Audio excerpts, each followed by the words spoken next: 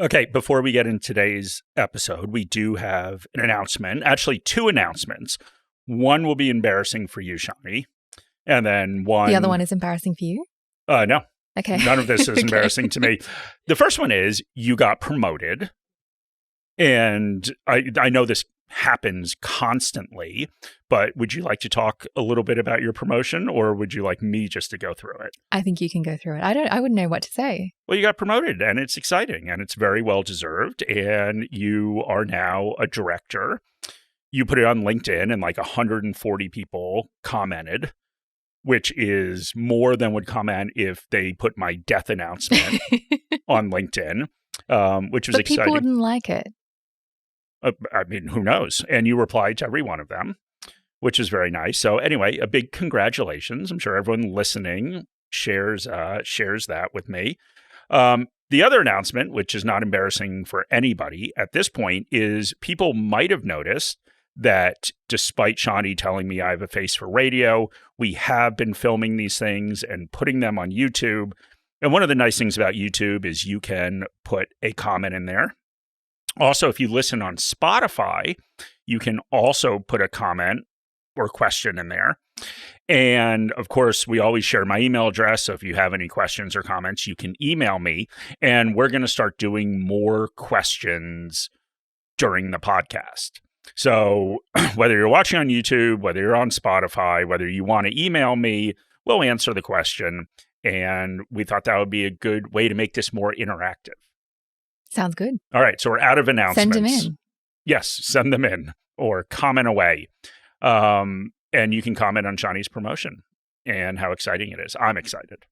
I'm excited too. But of course, I've known about it for a week and a half. But anyway, let's get started. Tell us about today's episode. Okay, so we're doing a little bit of a different episode today. Normally we focus on investing, but today we're going to speak a little bit more about the system that governs it.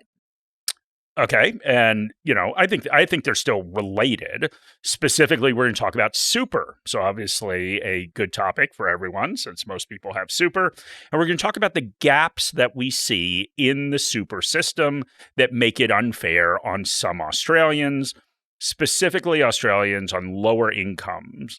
And we're going to talk about how we think that this makes a really big impact on their quality of life. Yeah, and I think that's a very fair point to make. There's plenty of policies on higher income earners that might seem unjust as well, but the impact on quality of life is much more severe when we look at the long-term impacts of these gaps. And we're not going to do, although frankly, Shani considered this, we're not going to do like a 1 hour Shani rant on legislation. We, of course, there's nothing we can do other than vote in terms of changing policy. So what we're going to do is we're going to actually provide guidance on how you can improve your situation if you fall into one of these groups, given the constraints from the regulatory and legislative environment. And I think an important point to note here is that when we're looking at these groups, it isn't just surface level. It isn't just low-income Aussies. It could be all of us or any of us. It could be people that take time off work for caring responsibilities.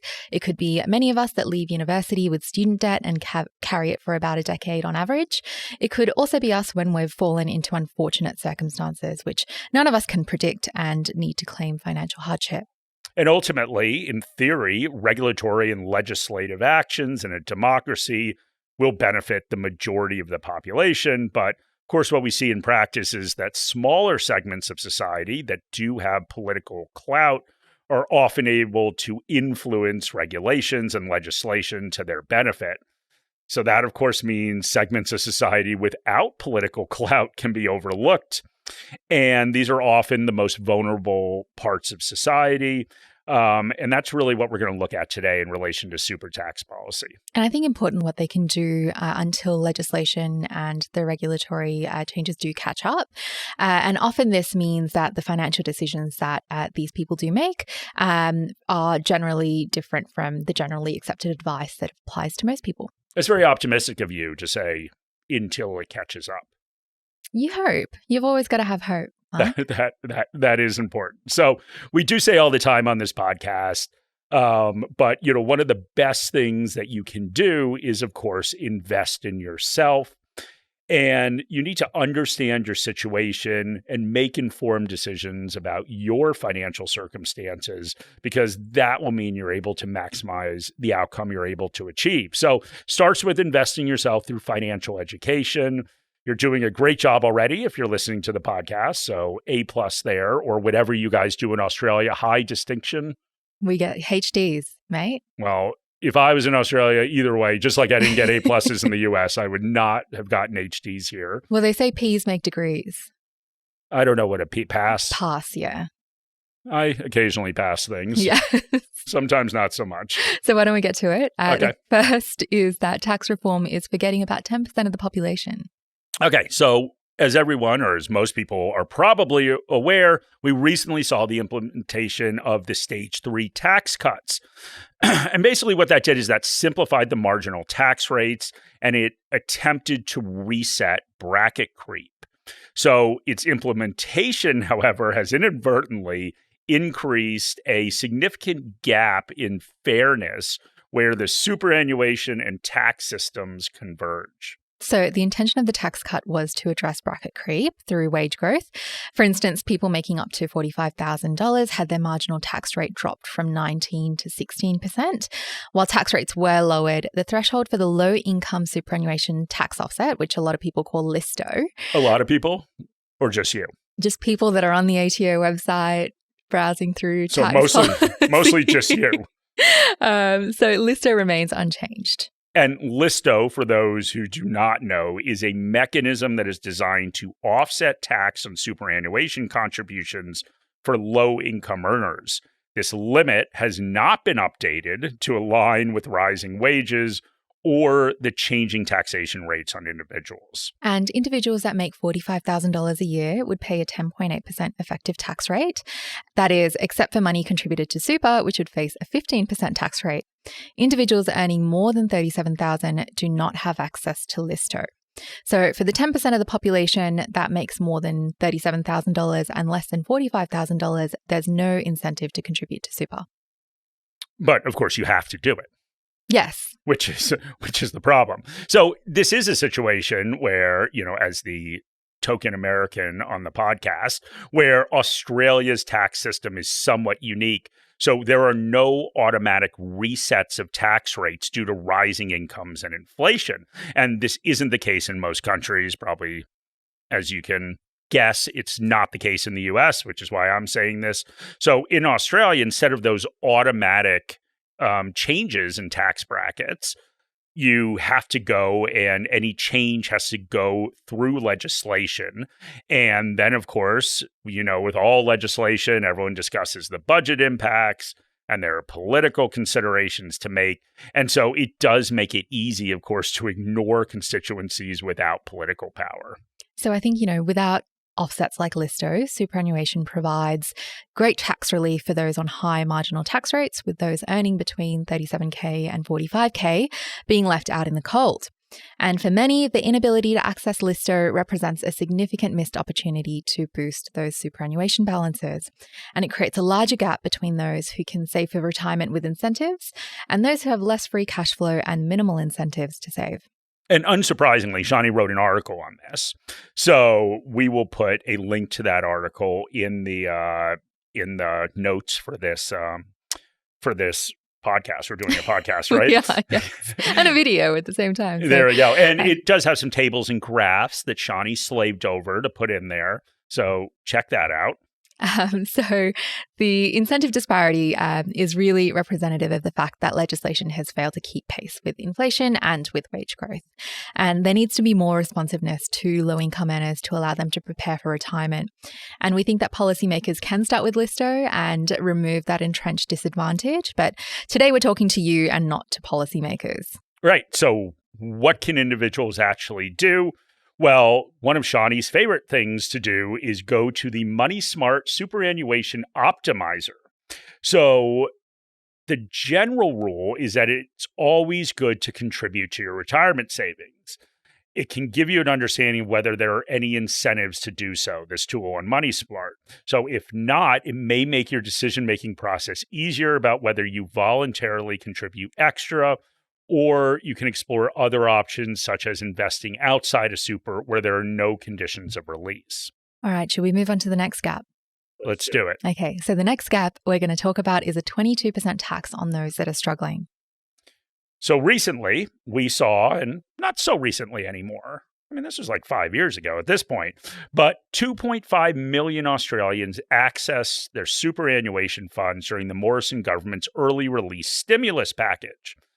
38 billion was taken out from superannuation because there were no conditions of release, basically. Yeah, it wasn't strict at all. And you could just kind of reach in and grab what you want. So sounds great. Those that did access their superannuation reduced their balances by 51%.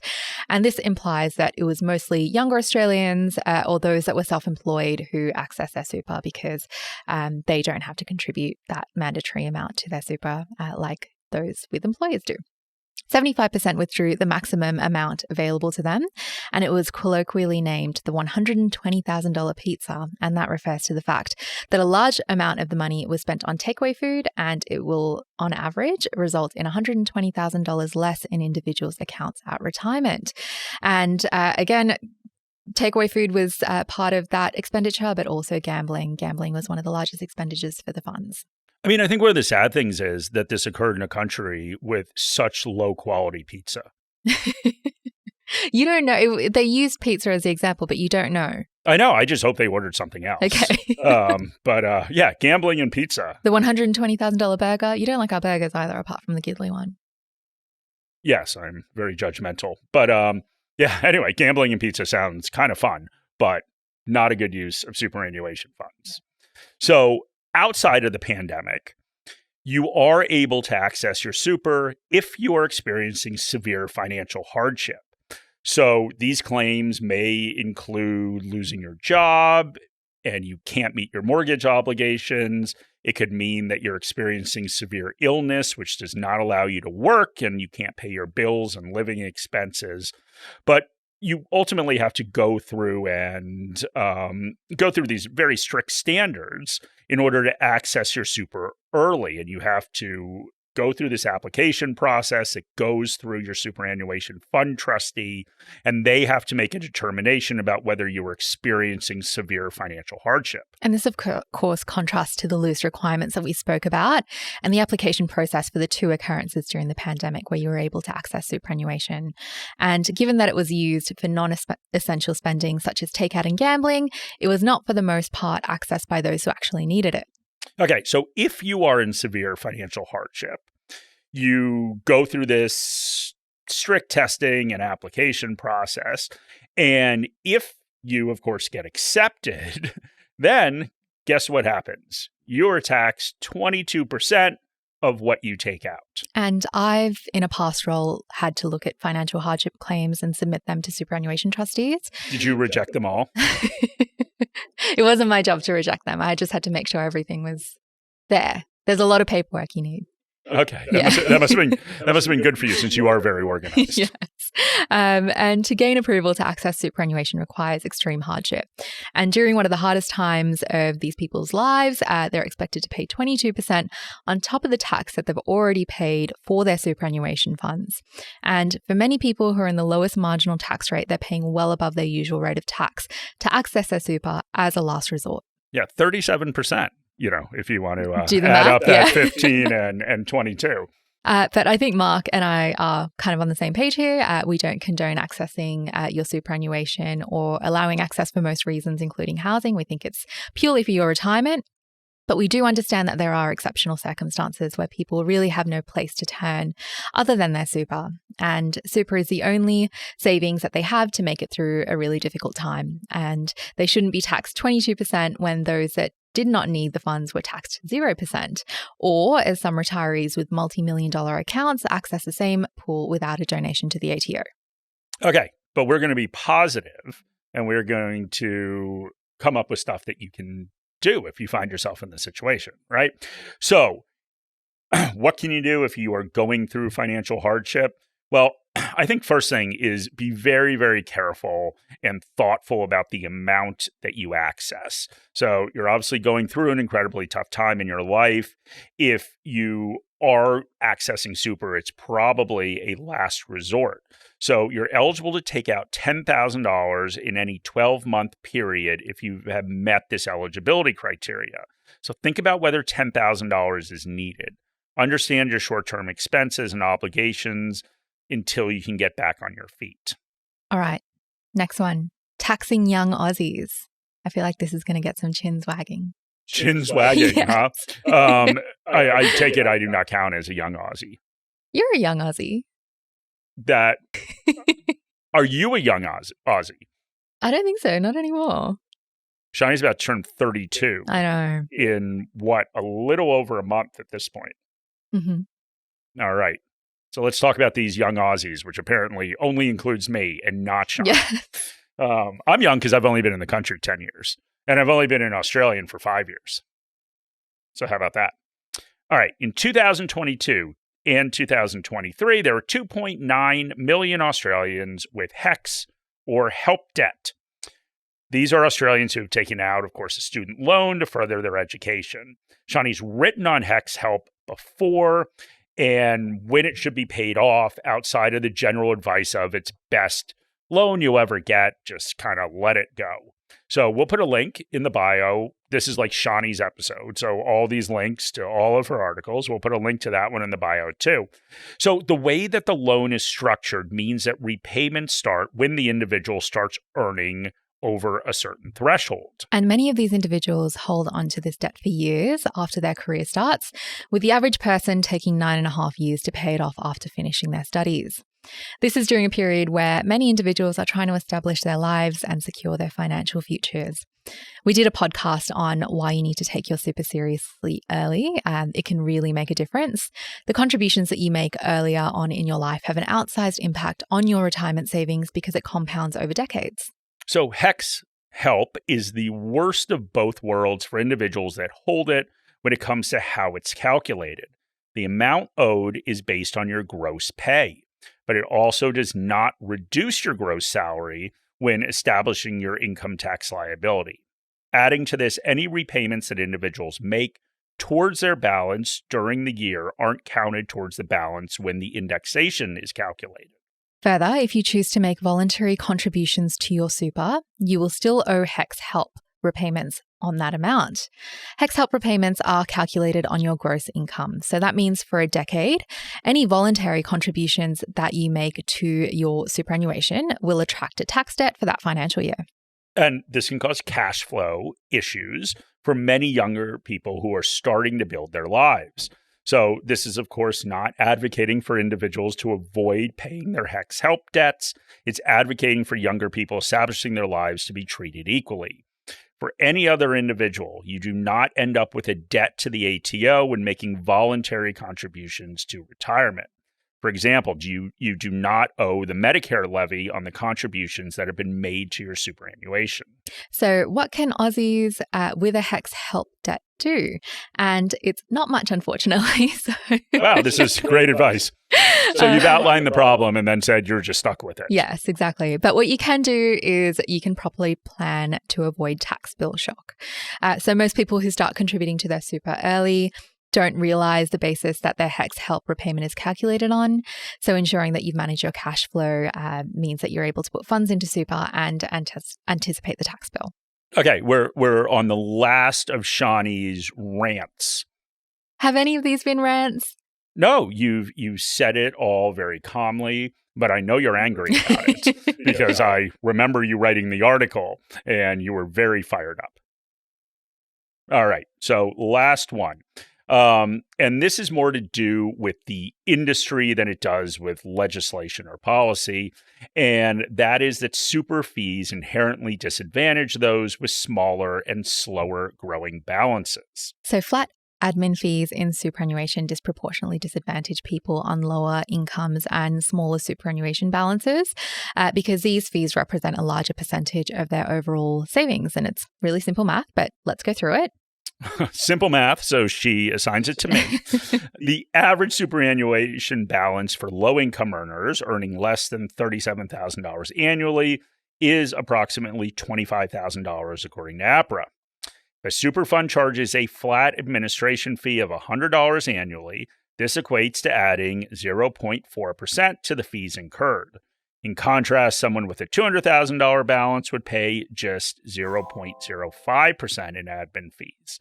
So this inequity reduces the compounding growth potential for lower income earners and can lead to a significant difference in their balance over long time horizons.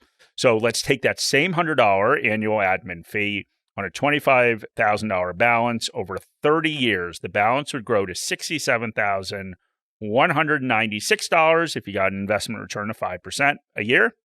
You add that $100 administration fee, and the balance would only be $61,825.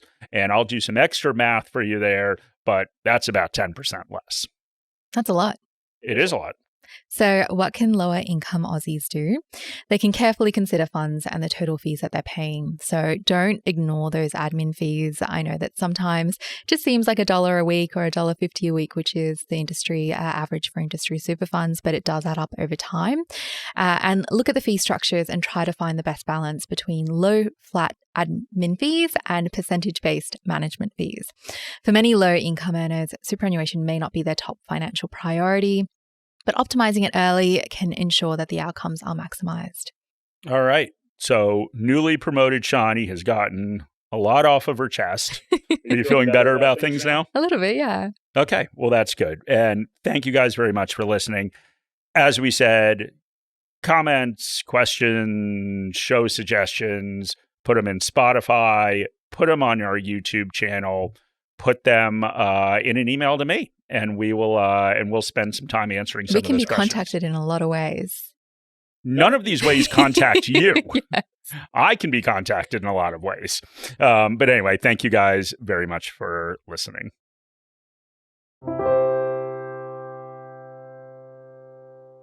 This video has been prepared for clients of Morningstar Australasia Pty Ltd and or New Zealand wholesale clients of Morningstar Research Ltd. Any general advice has been provided without reference to your financial objectives, situation, or needs. You should consider the advice in light of these matters and any relevant product disclosure statement before making any decision to invest. To obtain advice for your own situation, contact a financial advisor.